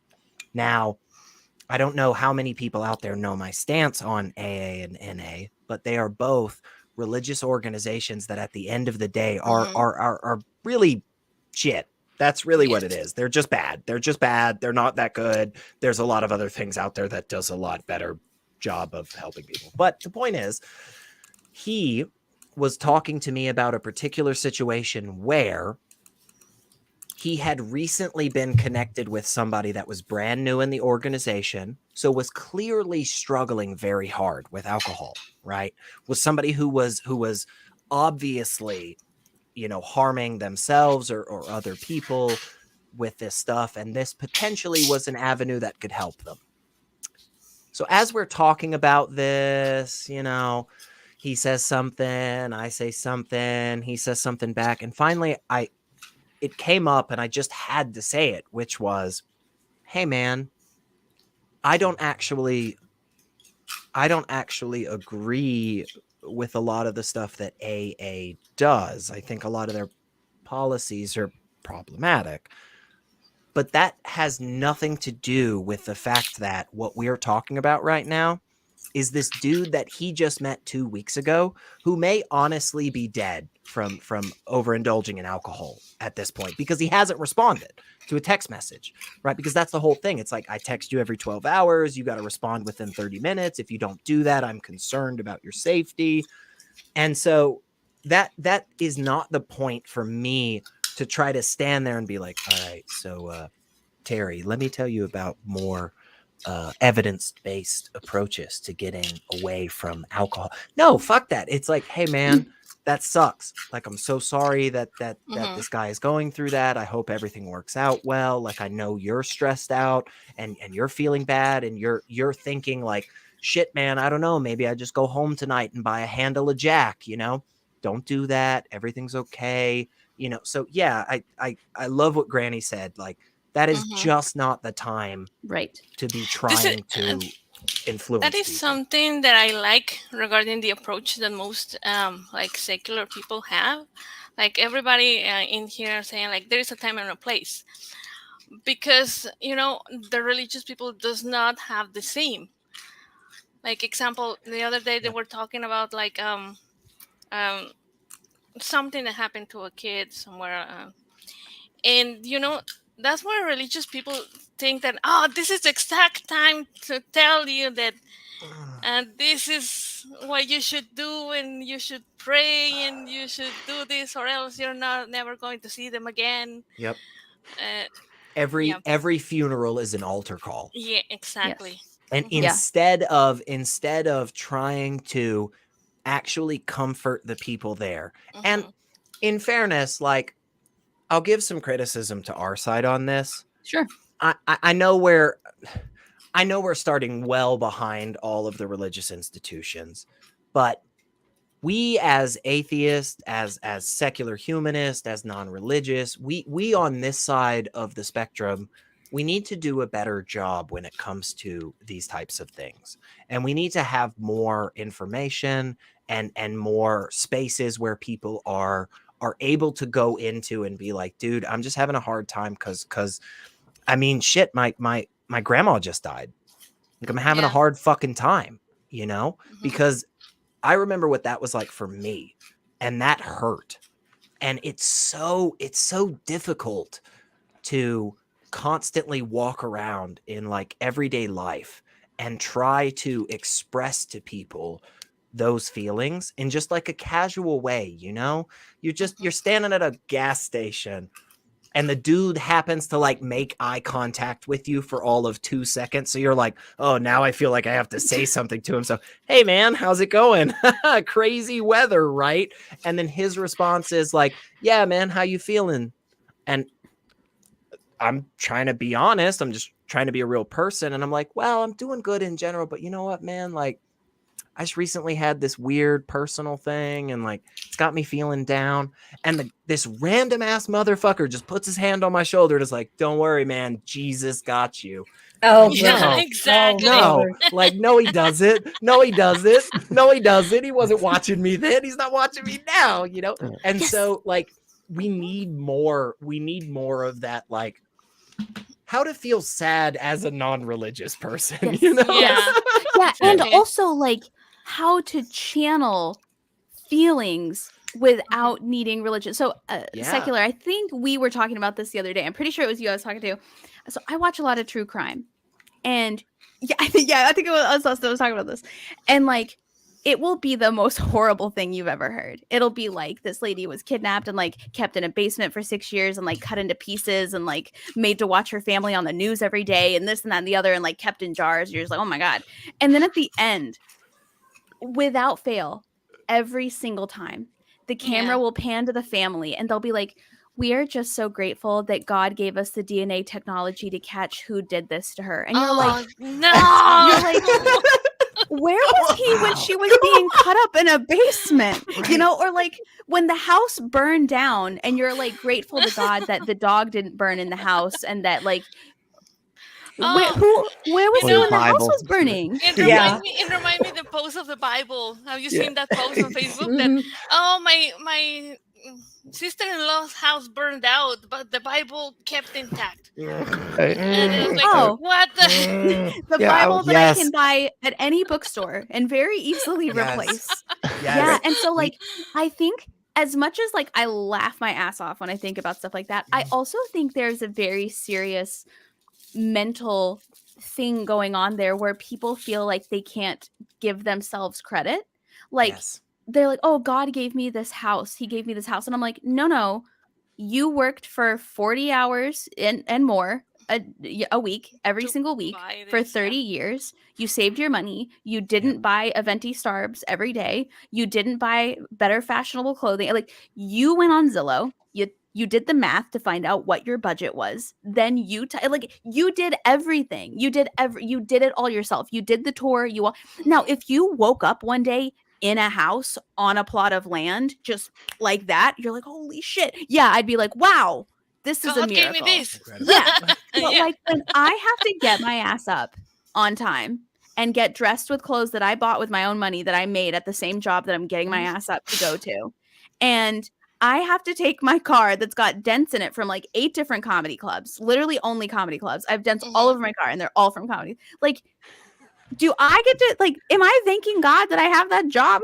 Is that what I'm Yeah, doing? exactly. Like, I it's love just, one of my closest friends is Dr. Ben. Ben is an amazing person out Oh, there. yeah. He's there's so many things about his life that are just so incredible, like wonderful dude. And I just remember one day, like he hit me up and he was like, "Hey man, what are you doing later? You just want to like chill, just talk for a little bit?" I was like, "Yeah, man, let me grab a beer, you know?" So we're sitting down and we're just chatting about all kinds of different things. And at one point he's like,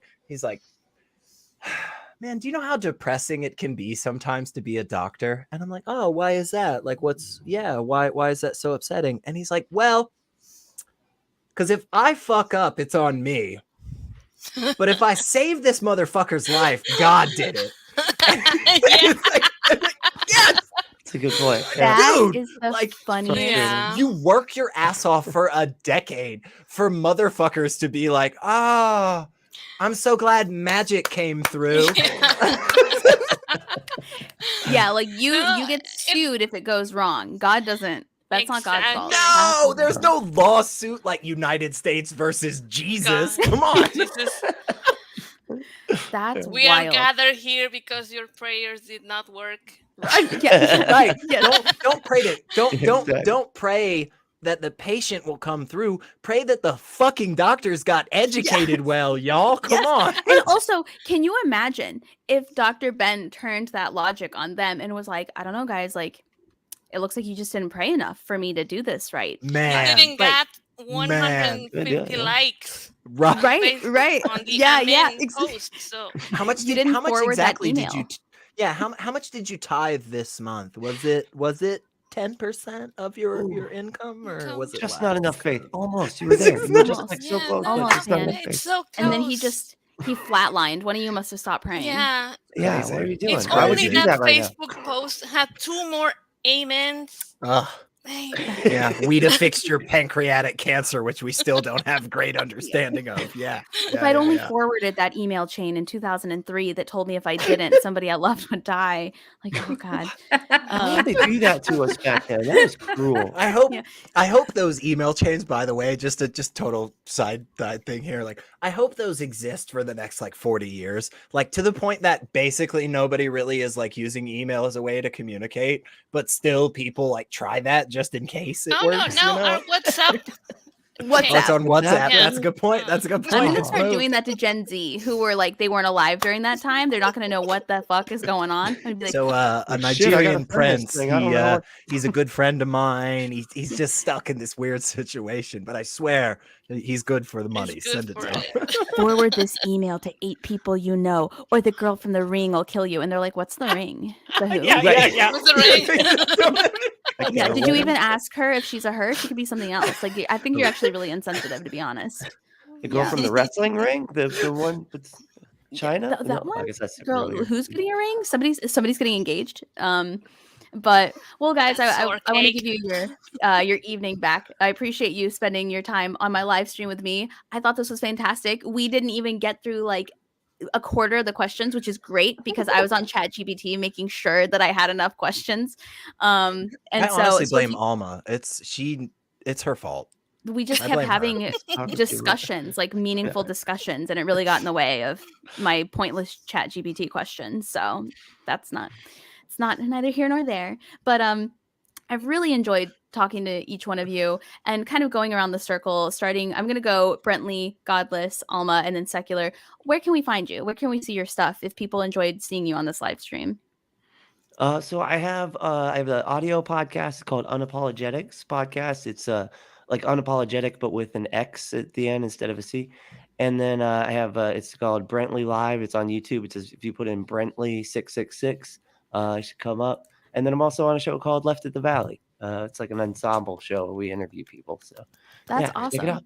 That's awesome. That's a lot of stuff. That's a lot of content. Like kudos to you. That's fantastic. Thank you. Yeah. And then stay Godless busy. Granny. I have a YouTube channel called Godless Granny. I am 50 subscribers away from 5,000. So if there's anyone here that hasn't subscribed, please subscribe. I am I'll make almost sure that I'm there. subbed.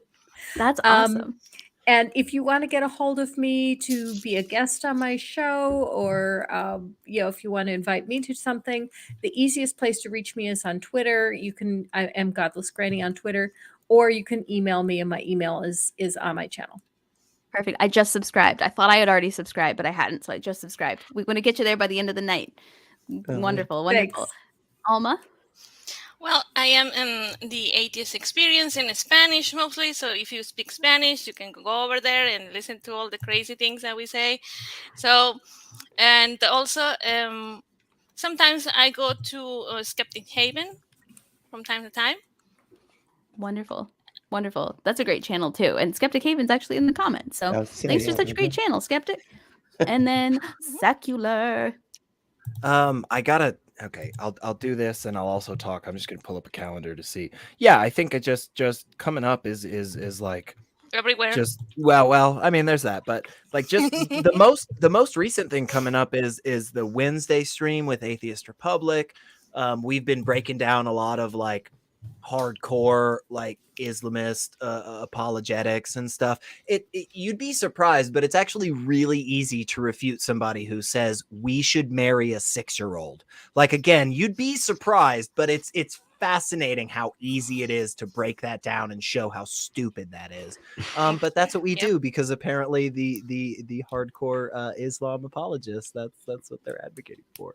I think you can find me on Atheist Experience every so often. I have no idea when the next time I'm on. I'm going to be on the nonprofits soon, though. That's fun. I haven't been on there in a while. Yeah, I love doing the nonprofits because we do more news stuff, and I love talking about news. I'm a news junkie. I'm going to leave here and probably go read a couple of articles about something. I don't know. Read? What a nerd. Well, like, I don't know. Have you heard about the declining bug population in Malaysia? It's a shame. It's gone down by at least 12% in the last like 2 years. That actually sounds catastrophic, to be honest. It is actually it is a problem, but like that's neither here nor there. And your episode of Growing Up Fundie comes out on Patreon on the 18th of this month, and to the public on the 19th. So if you want to see it early, get on Patreon. If you want to see it like the rest of us plebeians, get on just the internet. It's worth it to pay to get it extra, because it is that good of an episode. It is potentially the greatest episode Sydney has ever put out. That's not me saying that. That's others. No, that's the people saying that. You just said that, though. You just said that. You did. That is the people saying what they want, and what they want is secular rarity on Growing Up Fundie. That's right. Yes. That's right. Yes. Well, everybody, this has been a really fantastic conversation. I've so enjoyed getting to know each one of you a little bit better and talking to you and getting your thoughts and opinions. And I would love to have you back on a future stream. Thank you to everybody in the comments for showing up and chatting. I've really appreciated you as well, because again, we wouldn't be doing this for anybody if we weren't doing it for you. So thanks for your comments, and I loved the inside jokes and the light argumentation going on in the comments. I was checking them out. But we do this every month. So the next month one is actually already on YouTube. It's already like waiting. It's also on Facebook. So if you're not sure what the date is, I will be posting ahead of time, but it's also available to like do the little remind me clickety thing. But find Growing Up Fundie on Facebook, Spotify, Amazon, Apple, Google. I think we're also on Deezer. I've never used Deezer, but I think we're on there. I could be wrong. And YouTube. And other than that, I hope you have a great day. Bye-bye. And